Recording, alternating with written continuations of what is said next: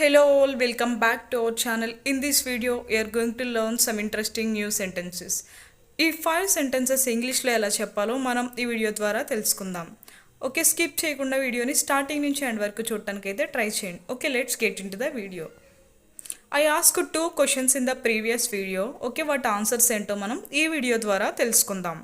First one, భరించడం. భరించడాన్ని ఇంగ్లీష్లో bear అని చెప్పచ్చు. అండ్ సెకండ్ వన్ ఈజ్ ఓదార్పు. ఓదార్చడాన్ని ఇంగ్లీష్లో కన్సోల్ అని అయితే మనం పిలవచ్చు.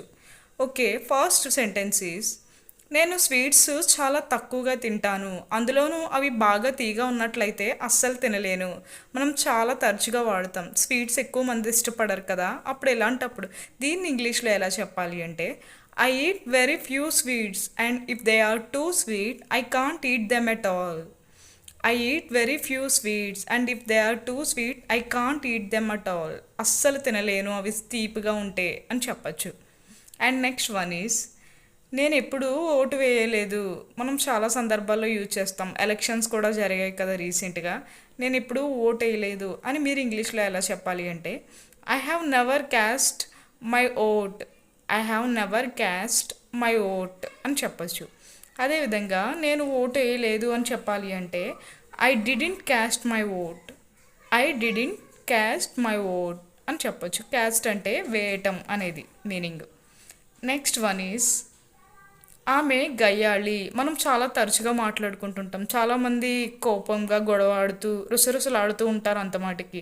దీనిని జనరల్గా ఇంగ్లీష్లో ఎలా చెప్పాలి అంటే she is a termagant woman. She is a termagant women.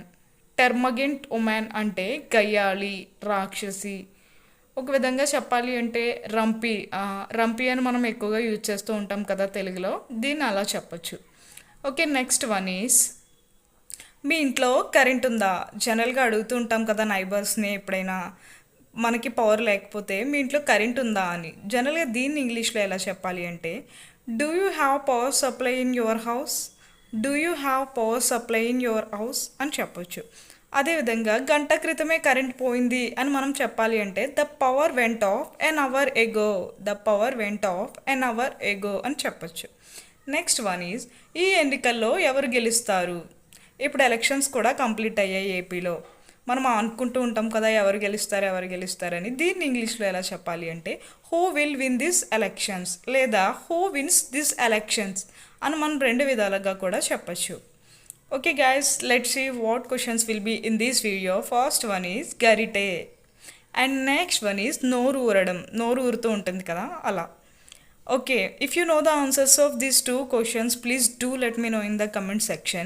And guys, if you don't know the answers, please try to find out the guys.